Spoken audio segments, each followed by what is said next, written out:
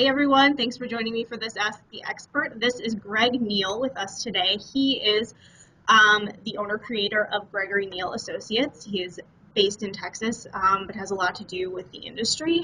Greg, thanks for joining us. Can you tell us a little bit about yourself and your business? Sure, thanks, Michelle.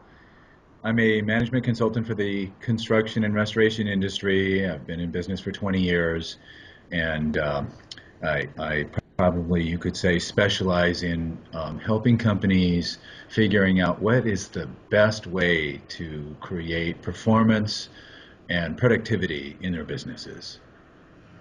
Okay. Okay, so looking at some of your material, one of the things you talk about in your presentations is creating a culture of accountability. So what does that mean, and how can that actually result in higher profits in return? Oh, that's a good question. Well, real accountability is really, in a nutshell, and of course, it starts with first you have to get the right people. Just like Jim Collins says in Good to Great, you got to have people who actually want to work there. So once you have your people who actually want to do their job and really like working and doing what they're doing, real accountability is essentially giving them everything they need to get their job done. Because people like that experience that kind of that they experience real accountability as support and empowerment, and they thrive.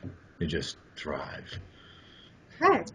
So as the workplace changes with every new generation, with the millennials coming in, and then we're going to have another graduating class coming soon that's going to be even before or younger than millennials, management styles need to evolve too to match every generation and how different they are. So can you talk a little bit about how what you call traditional management perhaps doesn't work in today's world?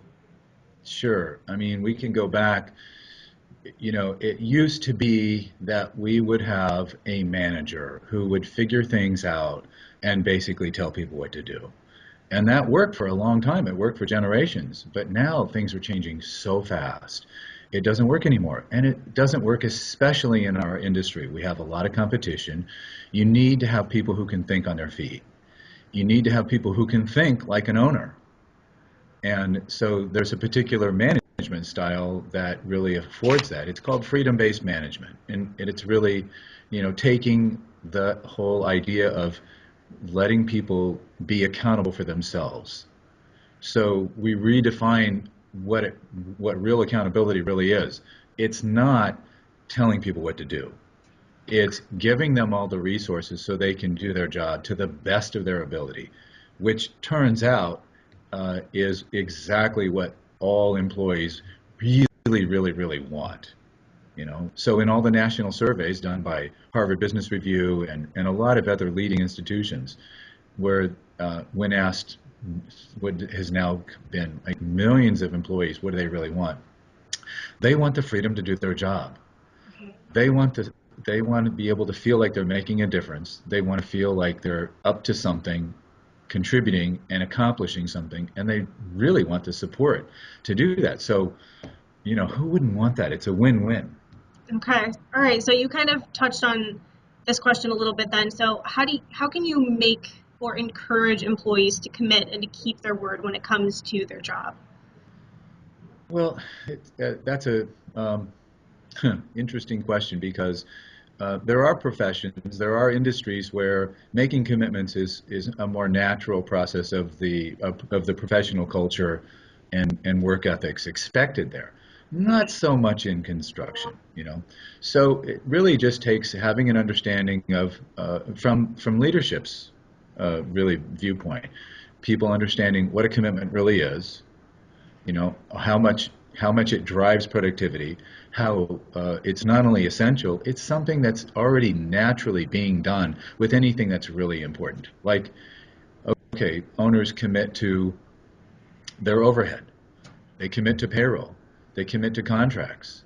So, okay, it's kind of like, hello, it doesn't really make sense that the owner is the only guy in the business making commitments. So he needs to understand that. And so he can be empowered with the fact of, look, here's what I'm committing to. What are you committing to? Okay. So, what would be the number one piece of advice you would give to a company looking to increase their profit margins? Oh, well, when you take some of these ideas and you put them all together, it makes a very, very powerful package. So to bring it into a summary, have the right people, set up real accountability, give them the metrics that really, really drive their focus, set up a reporting function so that they have a voice and they feel really empowered to get their job done and have the accomplishment to do so. And then, yeah, I think that would be, that's it. Yes, that's good advice. Very good advice. Well, thank you for joining us. Do you have anything else that you want to add to any of this? Yeah, get help, hire a consultant. You know, be be open to having an industry expert who, like myself, who works with companies all over America, whose only reason for existence is to support you and help you in being more profitable. Okay, very good. Well, we appreciate your advice and your knowledge on the industry and how to make your business even better than it already is. And hopefully, we'll be talking to you soon. Thanks, Craig. Thanks, Michelle.